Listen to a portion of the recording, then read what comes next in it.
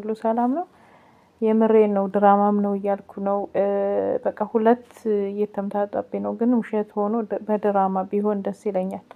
ምክንያቱም እዚህ ጋ ያ ሰዎች ሲረዳ የነበረው ዛሬ ላይ ሳይሆን በፊት በጣም ለብዙ ልጆች የአረብ ሀገር ብራቸውን ተበልተው ለብዙ ልጆች ደርሰዋል። እንዳልክ በፊት አዲስ አበባ በነበረ ጊዜ ማለት ነው ለምታውቁት እና ዛሬ ግን እንደዚህ ከሆነ ማለት ባለፈው ከስንት ቀን አይ ቲንክ ከስንት ቀን በኋላ ቲክቶክ ላይ ገብቶ ትንሽ አሞኛል ምናምን እያለ ነበር እና ግን ማለት በነገራችን ላይ ራሳችሁ ካልቆማችሁ የሆነ ደረጃ ላይ ከደረሳችሁ በኋላ ሰው ይደርስልናል ብላችሁ ከባድ ነው። ጓደኛ ሟቴቨር ብትሉ ማንም አይደርስላችሁም። ግን ከመሆኑ በፊት ለራሳችሁ መጠንቀቅ ነው ትልቅና ትልቁ ነገር ማለት ነው። እና ብዙዎቹ ደግሞ ዛሬ ደግሞ ጎዳና የወጣው ለሄለን ብሎ ነው ወይ ምናምን እየተባለ ነበር። ግን አንዲት ቆንጆ ልጅ አፍቅሮ በዛ ምናምን ነው እየተባለ ያለው። አይኑ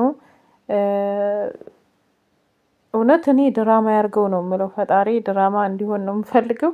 ምክንያቱም ያ እንደዛ ለሌላም ሰው የሚተርፍ ሰውዬ አሁን እንደዚህ ሆኖ ስታዩት ኧረ በጣም ይከብዳል። የምሬን ነው የምላችሁ። እኔ በራሴ ቦታ ሆኜ ሳስበው ማለት ነው።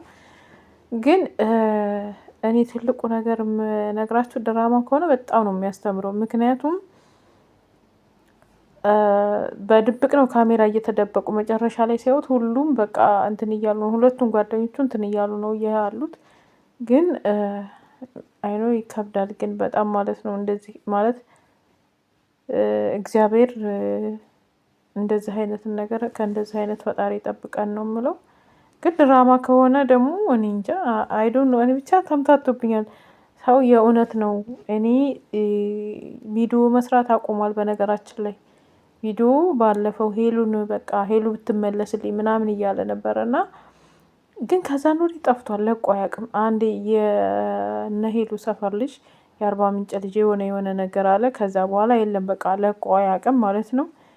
እኔ ለምንድነው የጠፋው? የጠፋበት ምክንያት ባለፈው ደግሞ ከዛ ትንሽ አሞኝ ነበር ምናምን እያለ ላይቭ ላይ ሲያወራ ነበርና ብቻ አይ ቲንክ እግዚአብሔር እንትንም እንደዚህ አይነትም ነገር ከተከሰተበት እግዚአብሔር ምሕረቱን ያምጣልን ነው የምለው። እርግጠኛ ነኝ ጸበል ቢወስዱት ይድናል። የማይዳን ነገር የለም። ፈጣሪ እግዚአብሔር ይማረው ነው የምለው። ግን ጓደኛ ምናምን ድራማ ከሆነ ደግሞ በጣም ነው የሚያስተምረው። እኔ ብዙ ነገር ተምሬበታለሁ። ራሳችሁ ከወደቃችሁ ከፈጣሪ በስተቀር ማንም ከእናትና አባትና ከፈጣሪ በስተቀር ማለት ነው